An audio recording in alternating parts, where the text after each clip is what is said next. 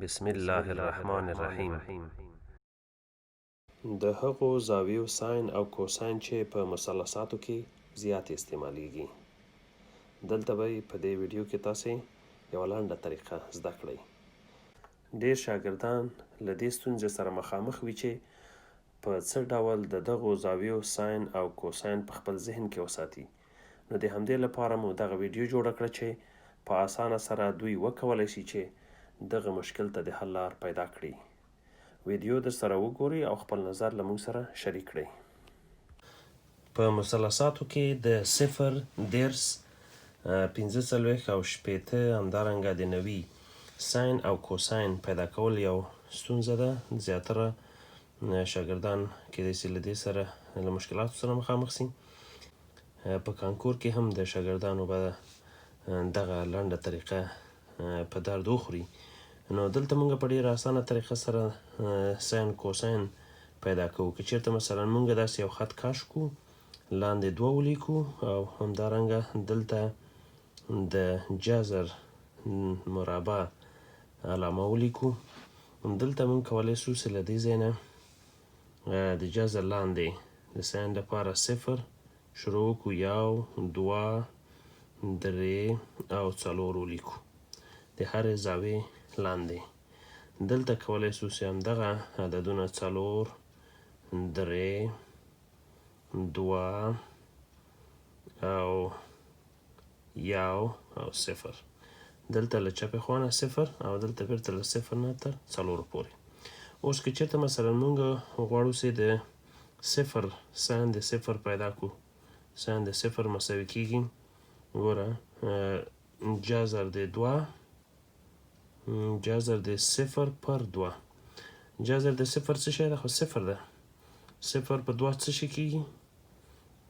عدد چې کله 0 په عدد باندې تقسیم کړو 0 کېږي. نو همدارنګه که چېرته موږ د 10 اوس وګورو، ساین د 10 ساین د 10 به مساوي سي له څو سره؟ 1 جذر د 1 پر 2 مساوي کېږي له دا د جذر نه خلاص 1 کېږي او پر 2 د دې ګوره 1 ده او د دې 0 ساین 0 ده. په همدې ډول باندې کوساین ته ګورو. کوساین تاسو وګورئ د 0 څو کېږي؟ کوساین د 0 دلته به ولیکو. کوساین د 0 به اوس وګورو. کوساین د 0 دا مساوي کېږي ګوره د دې لپاره موږ 4 لیکو. 4 ته جذر لاندې پر 2 باندې مساوي سي 2 پر 2 دا به مساوي سي له 1 سره. په همدې ډول باندې که چېرته مثلا موږ د 90 درجې ساین پیدا کوو، بیا هم جذر د 0 په 2 مساوي کېږي له 0 سره. او که چېرته مثلا موږ ساین د 90 پیدا کوو، برعکس ساین د 90 دغه ځای ته ځو، دا مساوي کېږي 4 جذر د 2 مساوي کېږي له څو سره کېږي؟ 4 چې له جذر نه خلاص 2 به سي 2 پر 2 مساوي کېږي له 1 سره.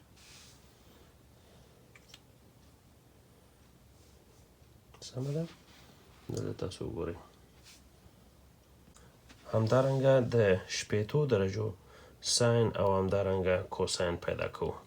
د 80 درجو ته تاسو وګورئ، ساین به مساوي سي جذر 3 جذر لاندې د تقسیم پر 2 مساوي کېږي داسې همدې سره، ځکه نور نه خلاصه کېږي. خو کوساین یې که چېرته مثلا موږ وګورو، کوساین د 80 مساوي کېږي له 1 جذر لاندې او بیا خپله 2، ځکه دا 2 خو خپله د عمومي فارمول هغه ده 2 دي، دا به مساوي کېږي 1 پر 2 سره یا 0.5 هم لیکلی شو. نو په دې طریقه سره تاسو کولی شئ چې لومړی له 0 نه تر 90 پورې دا مهمې زاویې ولیکئ. 0 10 45 80 او 90. 0 نه تر 4 پورې او بیرته ښکته 0 نه تر 4 پورې. بیا همغه عدد پاس به ساین ولیکئ، بیا به کوساین ولیکئ. ساین راخلئ همدغه 0 د جذر لاندې پر 2 او دلته د 10 لپاره 1 جذر د جزل لاندې پر دوه جزر د لاندې پر دوه په همدې ډول باندې د کوساین لپاره او همدارنګه د ساین لپاره. که کله موږ ساین او کوساین د یوې زاویې پیدا کړو په اسانه سره کولی شو تانجنت هم پیدا کړو. نو هیله ده چې دغه اسانه طریقې تاسو ته ګټوره تمامه سي او په دې باندې خپل سوالونه حل کړئ. مننه چې تر دې دمه له موږ سره پاتې شوئ. چینل در سره سبسکرایب کړئ او له شاګردانو سره یې شریک کړئ.